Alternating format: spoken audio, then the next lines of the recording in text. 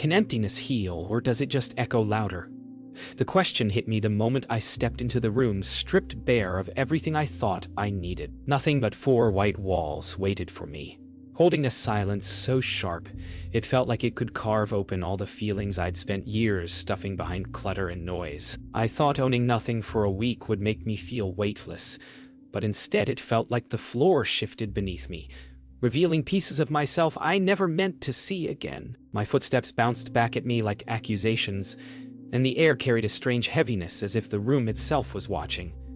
I stood there, afraid to breathe, afraid to move, afraid of what the empty space might say. But the strangest part was how familiar it felt, like I had been here before, hiding inside a quiet I didn't understand. The longer I stayed inside the empty room, the more the silence felt like a living presence.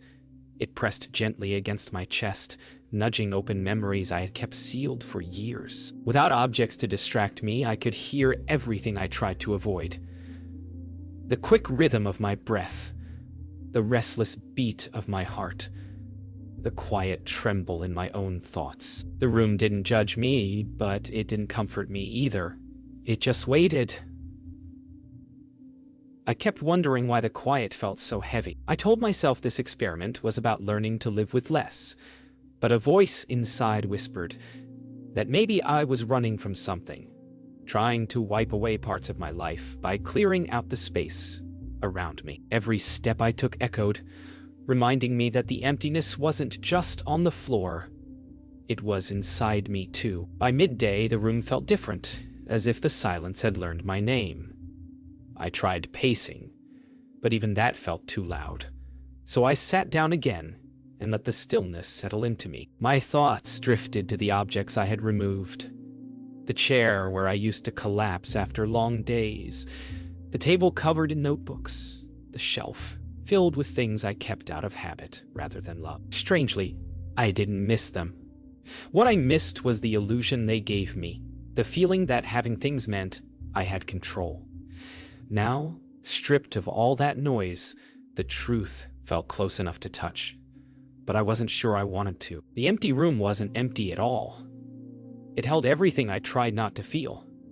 And without the clutter, there was nowhere left for my worries to hide. As the afternoon light shifted, shadows began crawling slowly toward the corners, giving the room a strange breathing quality. I sat with my back against the wall, watching the changing light like it was trying to tell me something. The emptiness didn't frighten me anymore. Instead, it made me curious. What was I without all the things I used to define myself? Who was I when no one else was looking? A calmness settled into my chest, the kind that comes when you finally stop running. Yet there was also a restlessness, a sense that something old and unresolved was beginning to stir.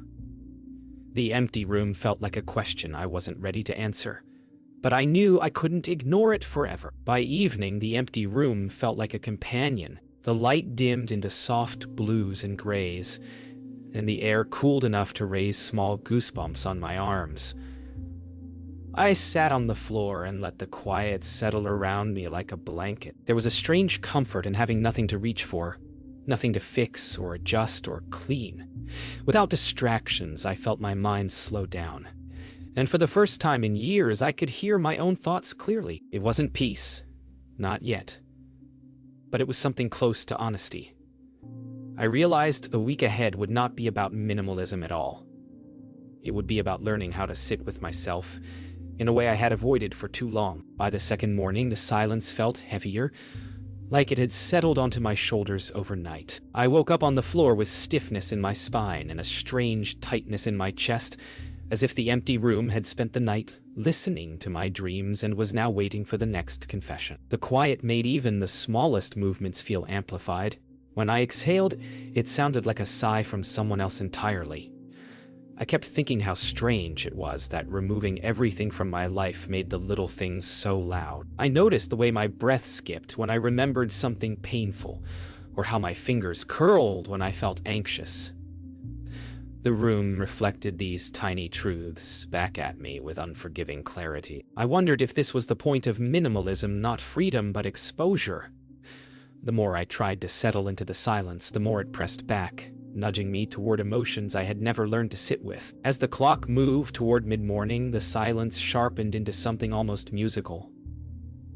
Every small sound, my breath, my shifting feet, the quiet creak of the floor, felt like the room was learning me piece by piece. I walked slowly across the empty space, tracing the path where my furniture used to be. It was strange realizing how much of my life had revolved around objects placed in neat corners.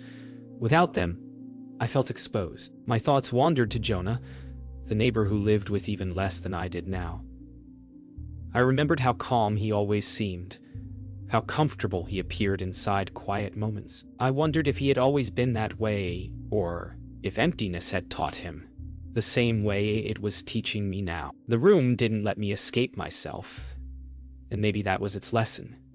You cannot hide behind things when there is nowhere left to put them. The air felt colder by midday, though I couldn't tell if it was the room changing or something shifting inside me. I sat with my back against the wall again, letting my thoughts drift in circles. Memories surfaced uninvited. Moments when I had buried my feelings beneath piles of things, hoping the clutter would soften the edges of loneliness. Without the objects, those memories rose like dust shaken from forgotten corners. I could almost hear younger versions of myself calling out from the past. A soft knock broke the quiet, surprising me. Jonah stood at my door, asking if I was still surviving the experiment. His voice carried the calm of someone familiar with silence. I didn't invite him in. I didn't want to disturb the fragile stillness forming inside the room, but his presence lingered in my thoughts long after the door closed, stirring questions I wasn't ready to answer. After Jonah left, the silence swelled again, but it didn't feel as harsh. Maybe hearing another voice softened something inside me. I stretched out on the floor, letting my back press into the wood. The ceiling felt higher today, as if the room had expanded with every thought I released.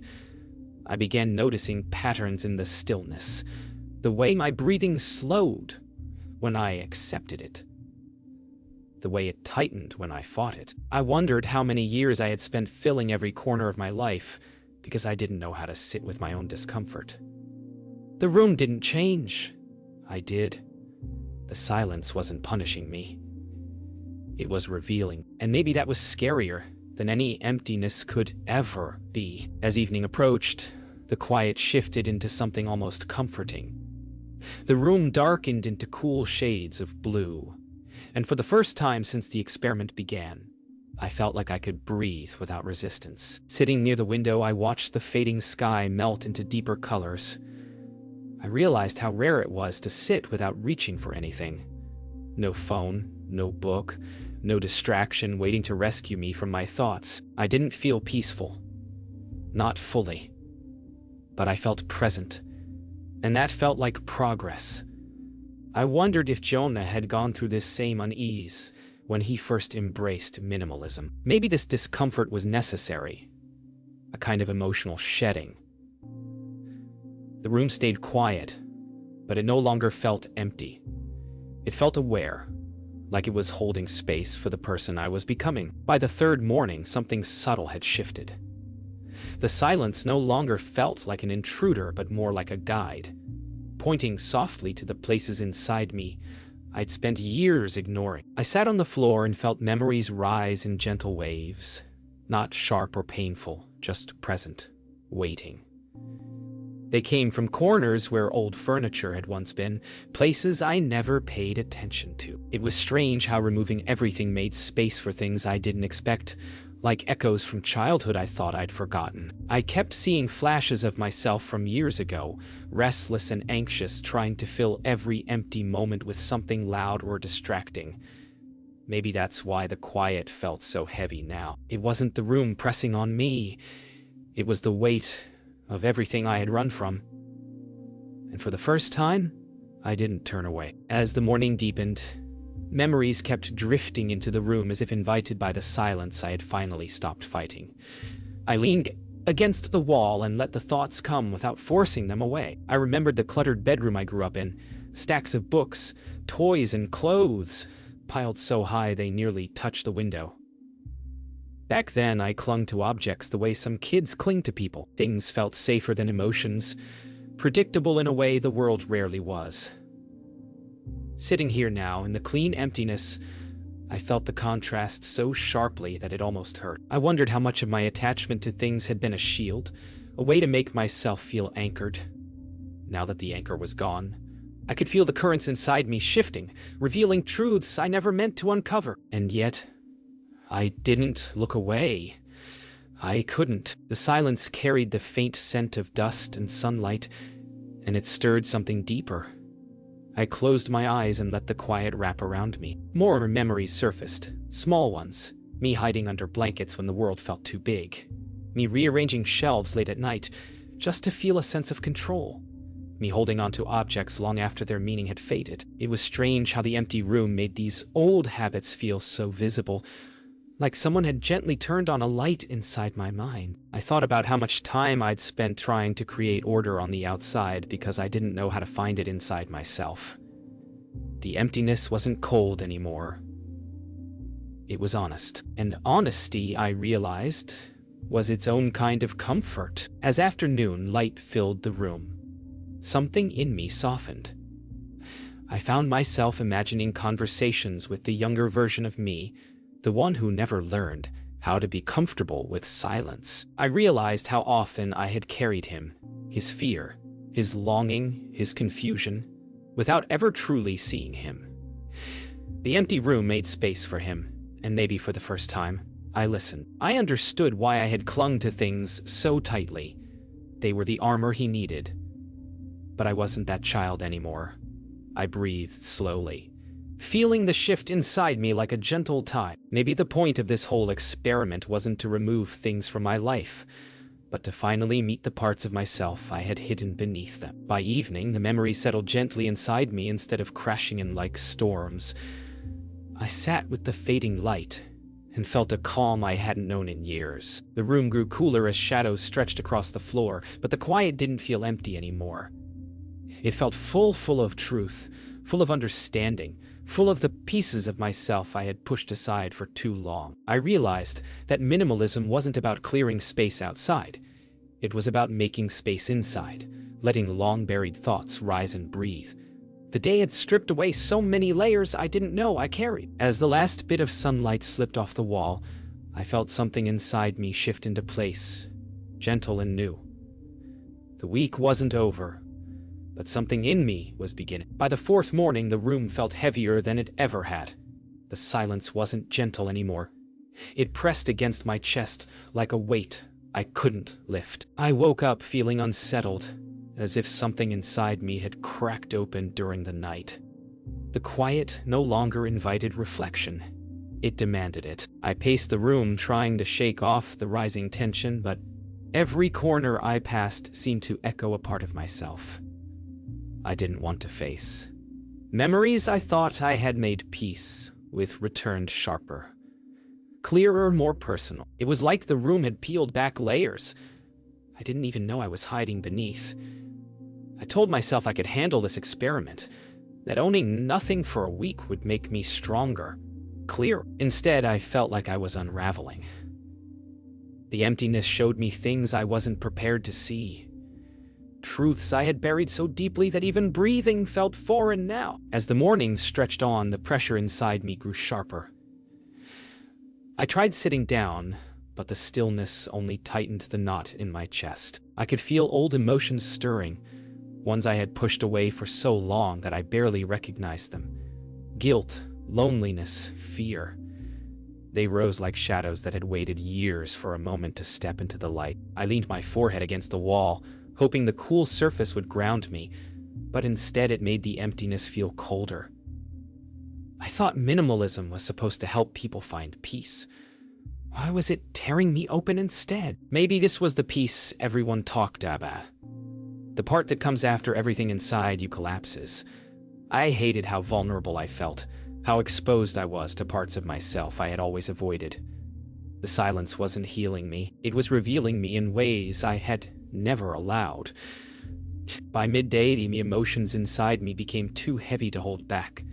I sank to the floor, pressing my palms against the boards, as if the wood could carry some of the weight. My breath came unevenly, shaking in quiet bursts I couldn't control. Memories of old failures rushed in, moments where I felt I wasn't enough, moments where I hid behind things instead of facing myself. The emptiness around me made every memory feel sharper. Without distractions, the truth had nowhere to hide. I felt like I was falling inward, collapsing into a part of myself I had avoided for too long. Tears came slowly at first, then faster, slipping down my face before I could stop them. The silence didn't comfort me. It witnessed me. And somehow, that made the breaking feel necessary, like something inside me had been waiting years for permission to fall apart. The breakdown didn't last forever. After the tears slowed, a strange quiet filled my chest, different from the room's silence, softer. I lay back on the floor and stared at the ceiling, letting my breath settle. It felt like I had shed something, though I couldn't name what. All I knew was that the emptiness didn't feel like an enemy anymore. It felt like a witness, a space big enough to hold everything I had been afraid to feel. I wondered if Jonah had experienced something like this when he stripped his life down to the essentials. Maybe everyone hits a moment when the silence forces them to face themselves, and everything breaks open. And maybe that breaking is the point. The room felt lighter now, as if both of us had finally exhaled. As the evening settled in, I felt different. Lighter somehow, as if the weight I had been carrying for years had finally loosened its grip.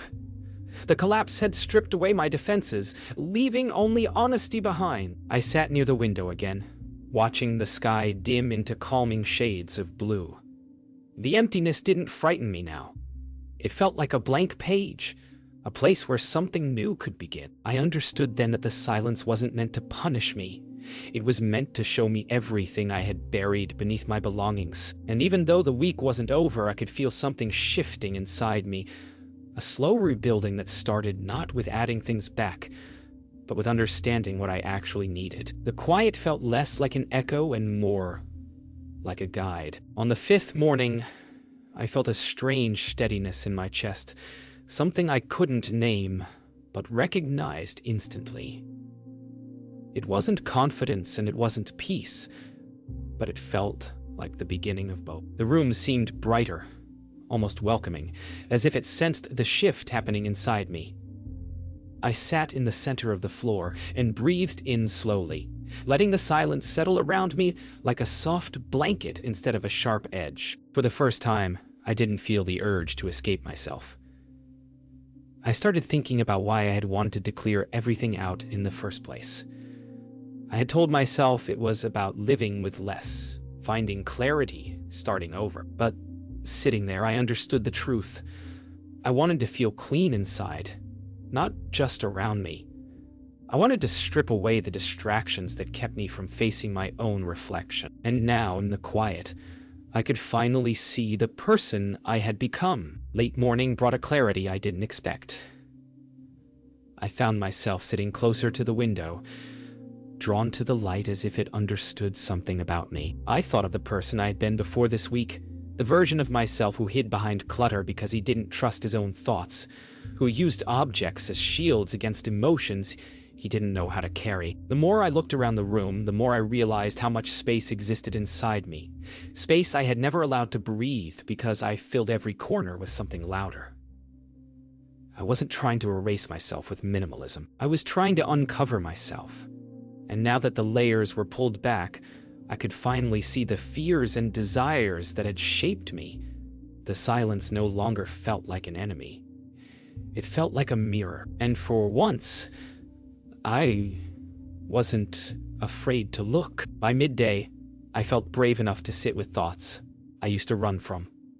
I let the silence guide me deeper, showing me patterns I had spent years avoiding. I realized how much of my life had been shaped by fear. Fear of failing, fear of disappointing others, fear of facing emotions I didn't know how to understand. I had filled my space with belongings because filling myself felt too overwhelming. But now, without anything to lean on or hide behind, I could see the truth with an honesty that surprised me. I wasn't weak for needing this week. I wasn't lost for feeling overwhelmed. I was simply human, trying to understand how to live without burying myself beneath the noise. The emptiness wasn't exposing my flaws. It was revealing my strength. As afternoon light stretched across the room, I felt a shift deeper than before, a recognition of truths I had long avoided. I understood now why the emptiness had felt so heavy in the beginning. It wasn't the room. It was me. I had been carrying years of fear, regret, and self-doubt, packed into the corners of my life like forgotten boxes. But in the stillness, I could finally open them. I leaned against the wall and felt a quiet strength forming inside me, soft but steady. I realized that minimalism wasn't about stripping life down to nothing. It was about keeping only what mattered, inside and out. The more I embraced the silence, the more it supported me. It felt less like emptiness and more like space, space to rebuild, space to breathe, space to grow. By evening, everything inside me felt different, not fixed, not perfect, but clearer.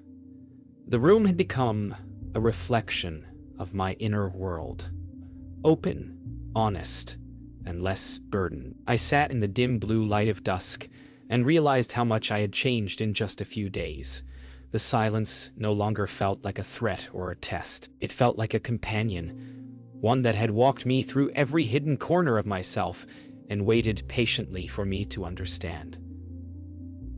I knew the week wasn't over, but I finally felt ready for whatever came next. I understood what I truly needed.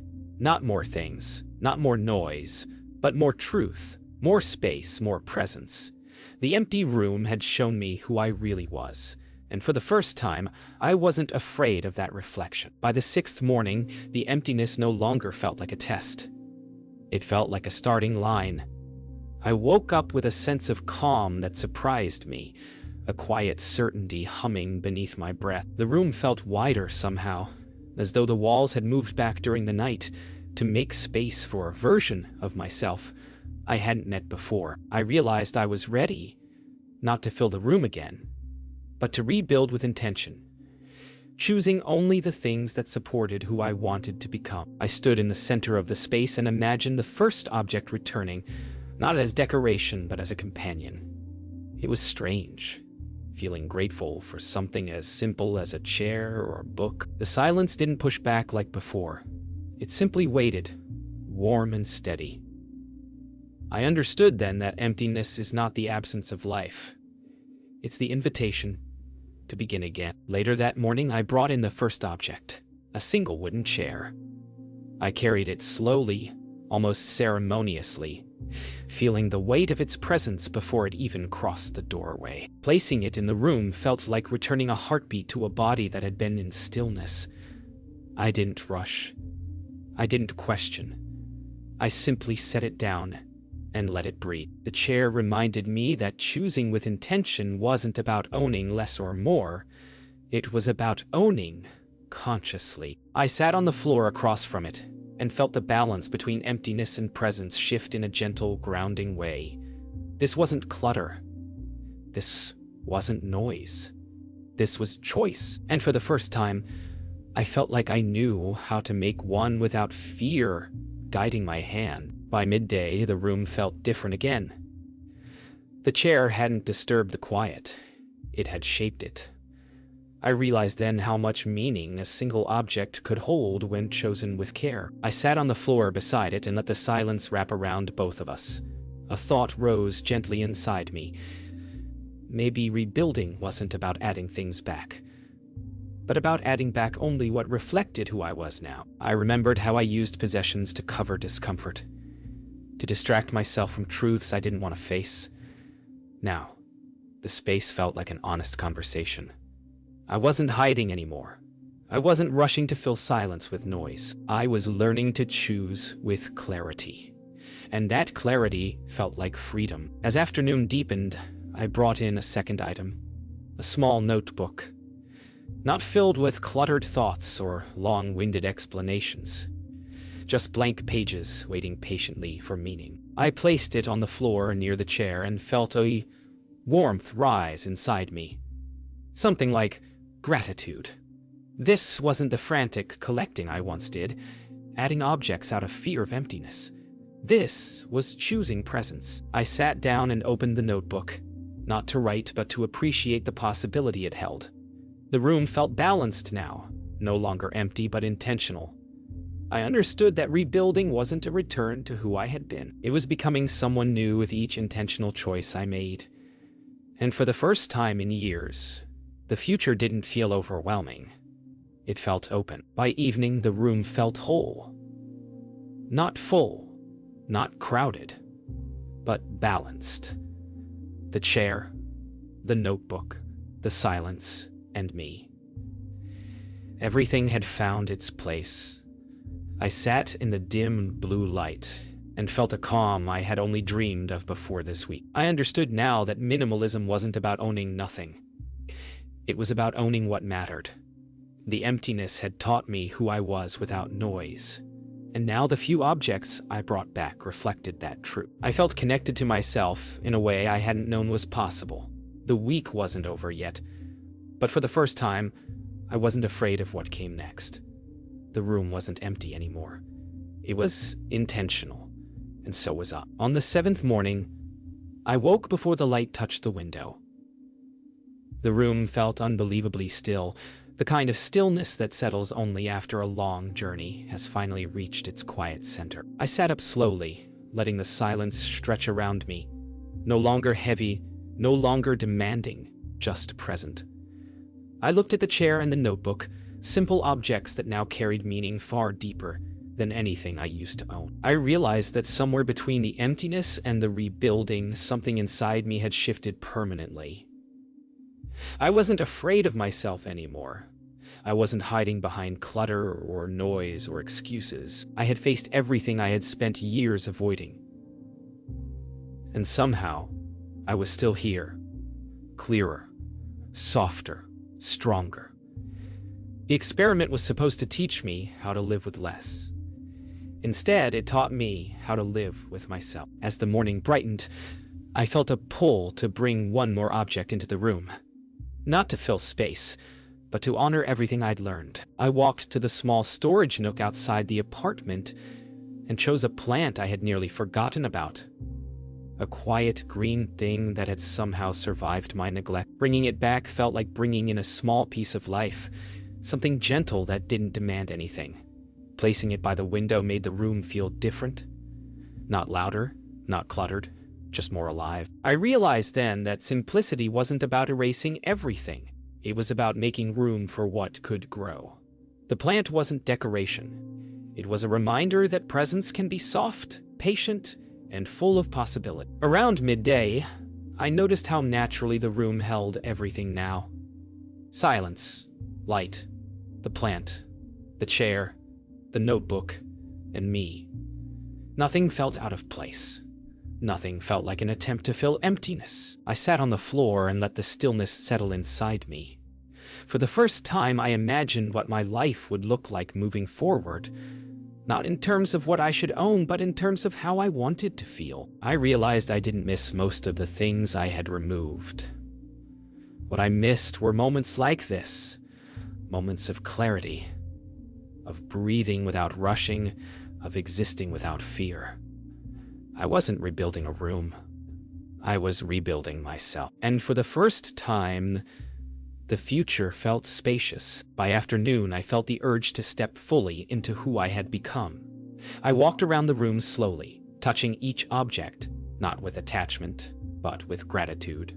The emptiness had once felt terrifying, but now it felt like truth. I understood that minimalism wasn't about stripping away life. It was about revealing it. I felt lighter than I had in years, aware of every breath, every small shift of light on the floor. Each object in the room now had a purpose, not because it filled space, but because it supported the person I was choosing to be. I realized then that the experiment wasn't just a week-long challenge. It was the beginning of a new way of living, one shaped by intention, clarity, and genuine presence. As evening settled in, the room dimmed into blue, and I felt a calm so deep It almost surprised me. I sat near the window for the last time that week, looking around at the space that had witnessed every version of me. Fearful, restless, breaking, healing, rebuilding. I reached for the notebook and wrote a single word on the first page. Beginning. It felt right. Not an ending, not a summary, just a doorway. I placed the notebook gently beside the chair and looked at the plant, its leaves quietly catching the last bit of fading light. The room was no longer empty. It was full, not of things, but of meaning. And so was I. When I finally stood up, I understood the truth. Owning nothing hadn't shown me what I lacked. It had shown me who I already was.